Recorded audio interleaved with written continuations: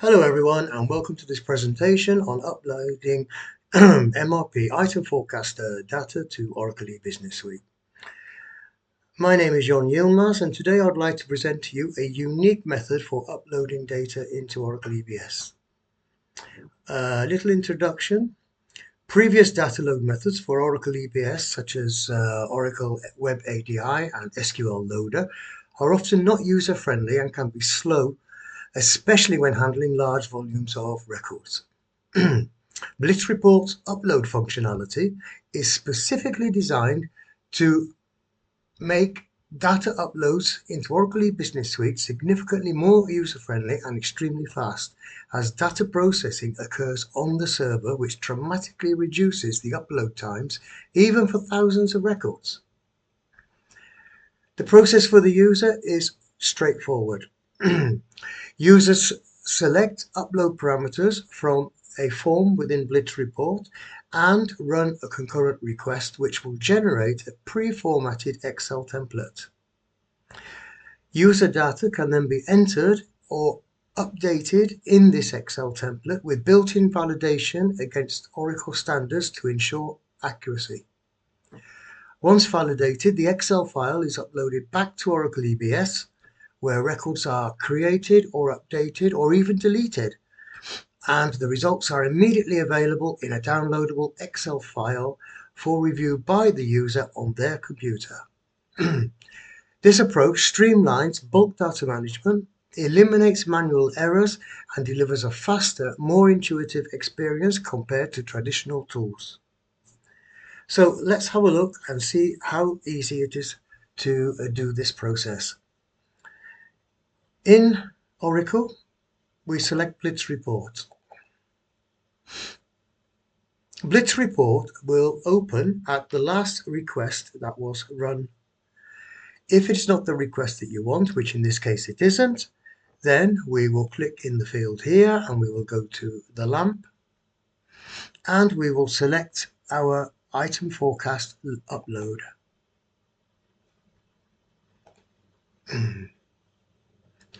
We have several parameters to enter. There are 3 upload modes available within this particular program. The create upload will download a pre-formatted Excel file which is completely empty. The user will then enter the data they want to upload to the forecast into this file and then upload the file. It should be noted at this point that you cannot upload item forecast lines to a forecast set. You have to upload them to the forecast. But if you have a forecast set that has multiple forecasts within it, then you can upload the forecast lines to all of the forecasts which are in that set. The next method is the create update mode. For this mode, the system will download an Excel template which is populated with all of the records which match the parameters you have entered in this form. You are then at liberty to update those records that you've downloaded. You can add new records to the end of the file, or you can delete records within the file simply by setting the quantity to 0. This method will work for any accessible forecast. The third mode is update mode. This mode will do exactly the same as the create update mode, but it will only work on forecasts which were within the parameters that you specified and downloaded to the Excel spreadsheet. Okay, so I'm going to select create update. Replace forecast. If you want to completely replace an existing forecast, but you want to keep the forecast name, then you set this to yes. This will remove the existing forecast from the file and it will allow you to enter a new forecast in its place. Otherwise, if you leave this to no, it will leave the entries in there exactly as they come down. The default bucket type. The default is days if there is no value specified on the forecast set or the forecast itself. If there are values on the forecast set or the forecast name, then that will be the value that's displayed here. The other two options are periods and weeks. These may be changed at the time of completing this form. Default workday control. This looks at the forecast date or the forecast end date. If either of those dates fall on a non-workday in the Oracle calendar, then you have three choices. You can tell the system to reject that particular record, in which case it will not get treated and uploaded. You can shift it backwards, so the date will go back to the last available workday date. Or you can move it forward to the next available workday date. I'm going to move it forward if this is the case. Organization code. This is not a mandatory field. You can leave it blank and select all organizations, or you can select individual or multiple organizations. For multiple organizations, you will check this box here and then select the organizations you wish. I only want to look at this particular organization, so I will leave it like that. Forecast set and forecast name are optional fields, but one or the other must be entered. The system will not run without one of these two fields populated. If you have a forecast set, whether or not it contains multiple forecasts, and you specify the forecast set, then it will use the forecasts which are in that set. If you only have one forecast, like I do, I can select the forecast name. So I will select the forecast name, which is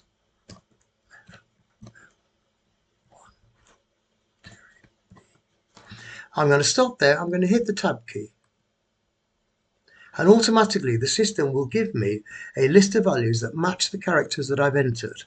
If I'd entered another E on the end, it would not have given me a list. It would have gone straight to this value here because it's the only value that has two E's there. But I will select that now. The remaining fields are all optional. They are a means of limiting the amount of data that you download. So you have drop-down lists here, so you can select particular planner or planners. The same for items. You can run this on a item or a selection of items by clicking this little box here for multiple. Projects is the same. You select your project. And the last two fields are the forecast date from the forecast date to. If you only want a particular window of your current forecast, then you can specify the date from and the date to here. So I'm quite happy now with those parameters. So I want my Excel spreadsheet. In order to get that, I'm just going to click on this run field. The system will go away and it will download me my Excel spreadsheet.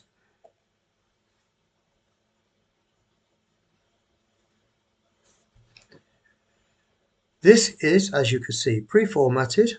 It has automatic filters that you can use. The first thing to notice about this is the first three columns: action, status, and message. These columns will be populated by the macros in the Excel worksheet when we start to enter or amend information here. The columns in yellow are mandatory columns, so they must exist in the file that is uploaded to Oracle. The grey columns are the data that exists already in Oracle and they cannot be updated. The remaining columns can be updated here. So, first thing I'm going to do is I'm going to look at what I have in my forecast, and I note here I've got 5 pieces of this Linux Advanced platform. I don't think it's going to sell, so I'm going to change my forecast date for this particular item to a working day. Today is a non-working day, so I'm going to put in the 13th of May, which hopefully will be a working day. If I don't do that, then it will automatically move it forward to that date. Okay. And in this field here, I am going to change my quantity to 0 because I want to delete that particular row. Now you notice straight away here the 3 columns now have values in them. The action has now gone to update, the status has gone to new, and the message has gone to a validation pending. So let me change a quantity on a value now. Let's go to the wireless mouse. We have 100, but I think that's a bit too many. So I'm going to change my date to the 13th. I'm going to change the quantity to 50. I think that's more reasonable.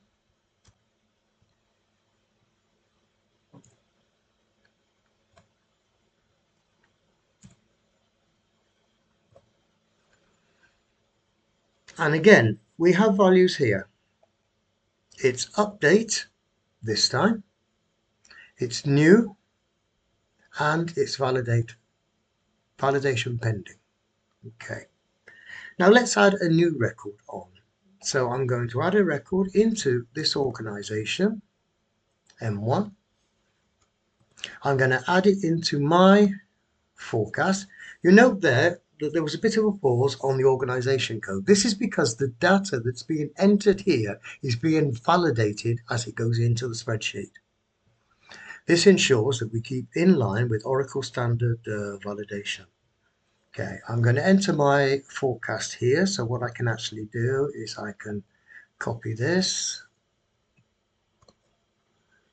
and I can enter it into there. Automatically these fields are populated. I now enter my item number, so it's the CM 32546, I think, 32546.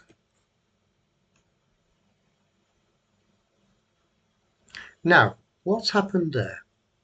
This demonstrates that the system is case sensitive. You have to enter the value exactly as it is in the system, and I mistakenly entered a small m. So I have to put in a big M. 32546, hit the tab key. It brings back the values here. I put in my forecast date, which is going to be the 13th of the 5th, 25. And I'm going to order a quantity of 100 of these batteries. Here, in these 3 columns, you notice now that the action has changed to create, the status is new, and the message is the same, validation pending. So for me now, I have made the changes I want to make to this particular forecast. So I am now going to save it. When I save it, the macros in the spreadsheet will validate the information that I have changed in here to make sure that it is in line with the information that should be going into Oracle. Now we see the status has changed to valid on all 3, and the message has now gone to validation complete. So we can now close this file. I have my file, but I still want to upload it into Oracle. So how do we do that? We hit this upload button here,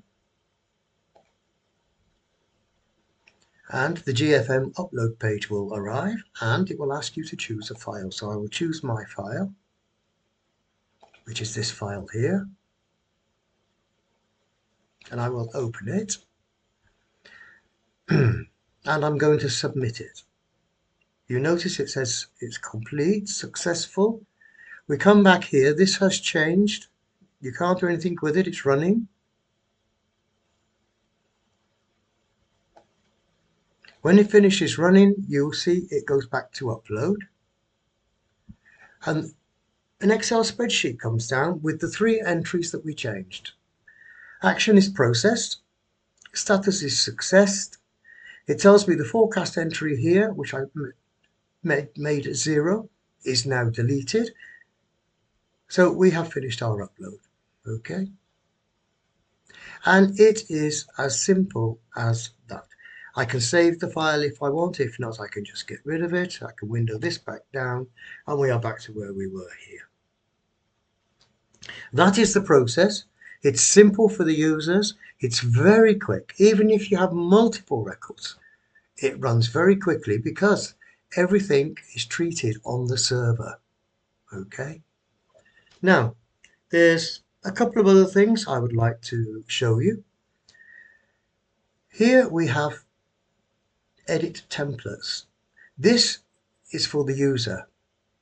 I'm logged in as a developer, therefore I have some extra options like this one here, setup. Users will not get this, but for templates they will get it, and we can see that we've been using a default template here. If we click on this button here, we see all of the fields that downloaded in the spreadsheet. These are the fields that were mandatory. They are required. These are the fields that were read-only. These are all set by the macros in the spreadsheet when the data is downloaded.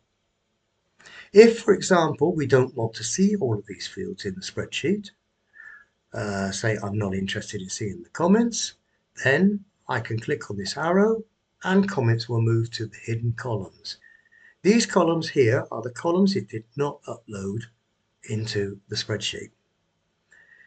These attribute columns relate to space in the database, which you can use as flex fields. And you may have some flex fields, perhaps attribute 1 has a value in it for a particular item, and you want to see it. So we would just click here and we would click it to come across. In the same way, you can also alter the actual order of these. For example, we can say, okay, bucket type, workday control, fine, project. Project we want to move down, so we can move it down. Our attribute 1, we need to move it up, so we move it up. Okay. Here, this allows the template to be shared with other users. We see here it's shared at the site level. It could also be shared at the responsibility or user level. Here we see the owner of the template. The only person that can do certain things with this template is the owner.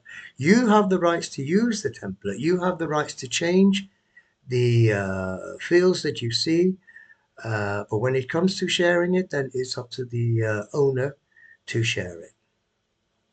When I click on close, those values will be saved to the system, and the next time I run this, so let's run it again with the same values in there, it will download the spreadsheet with the new layout in it.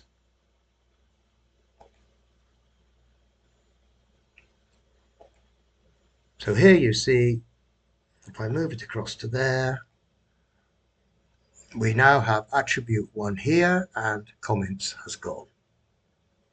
Okay, so that's very useful because you can tailor these downloads to your own requirements. If you don't need all the information, you can hide it. If you're not running projects, for example, we could hide that, etc., etc. Now, there is one more thing which I would like to mention. This is for system administrators or developers like myself. So users cannot do this, but they can request this to be done if necessary.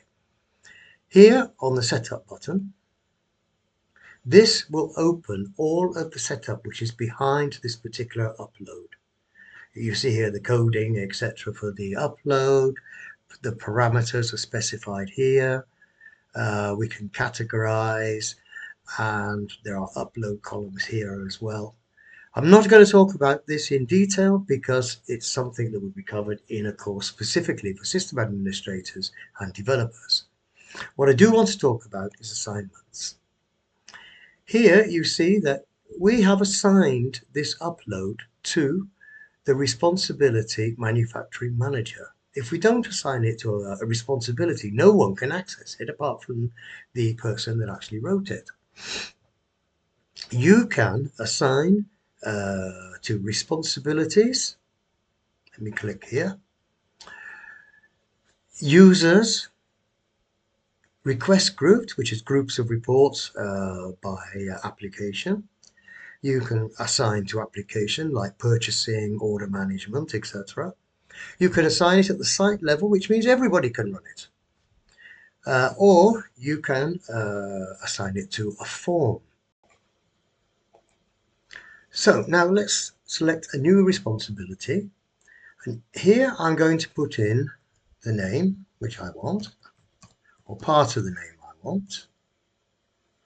And I'm going to select the material planner. Automatically, it puts in the group to which the material planner belongs, which is master scheduling and MRP. Now, there's one more final thing which I would like to demonstrate, which is extremely useful. If we come back to Oracle here, let me just save this before I disappear because it will close this form.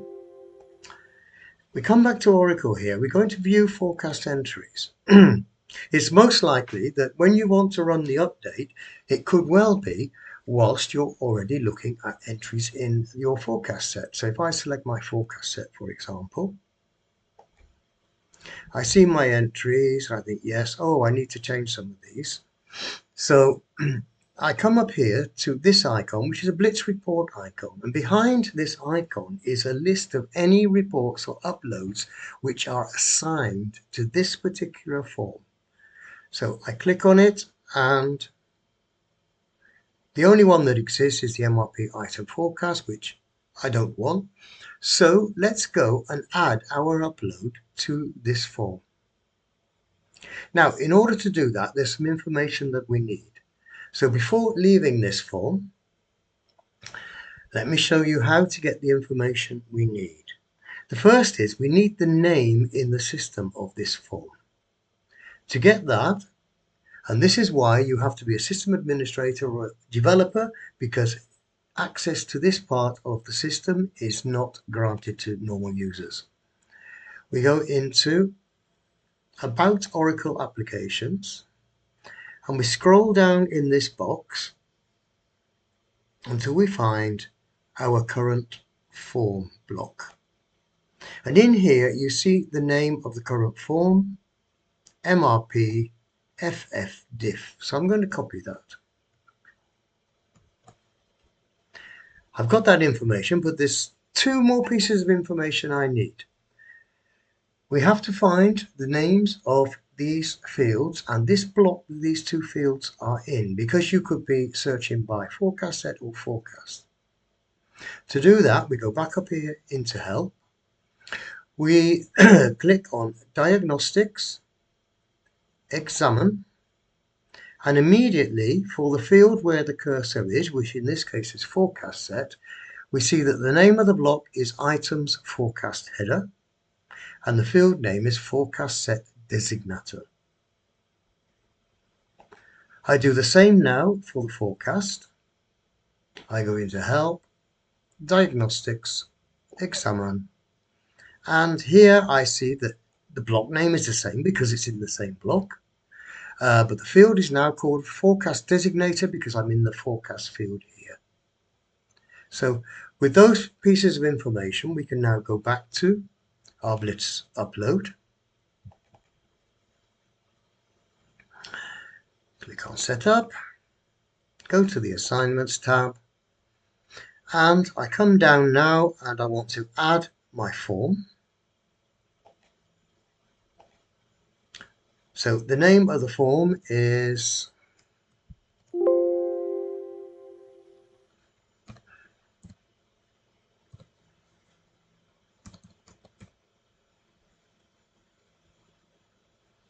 diff. And you see it's entered the name of the form here itself. This is the code for the form. This is the actual name as you see it in the system. Enter forecast entries. Okay. We now have to enter the block name, which we got, which was items underscore forecast underscore header.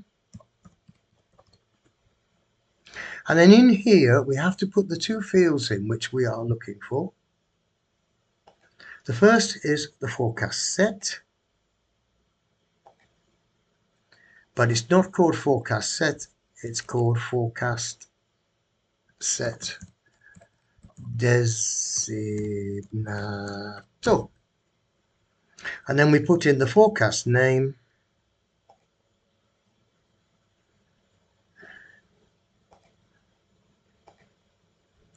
which is the same block, but it's called forecast designator. We save and we close that. We close this. Now, when we go back to the view forecast entries, we click on this icon for Blitz Report, and we have a list of values now.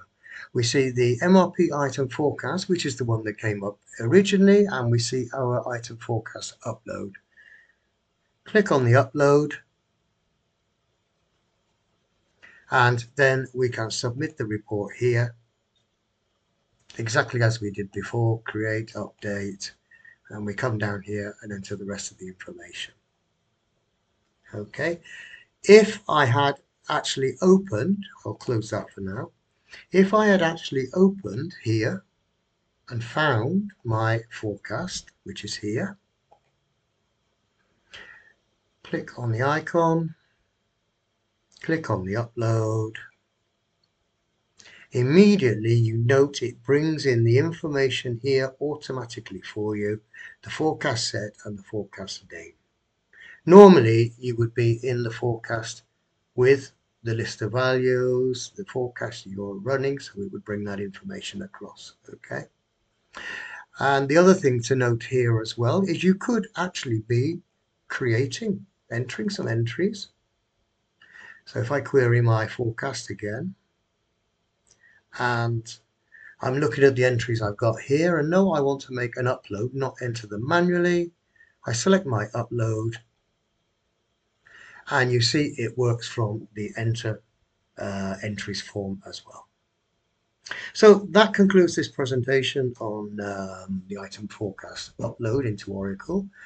I hope you agree with me that the upload facility, which by the way applies to a lot of other entries, a lot of other uploads that you would need to do in Oracle EBS, and these will be covered in future webinars like this.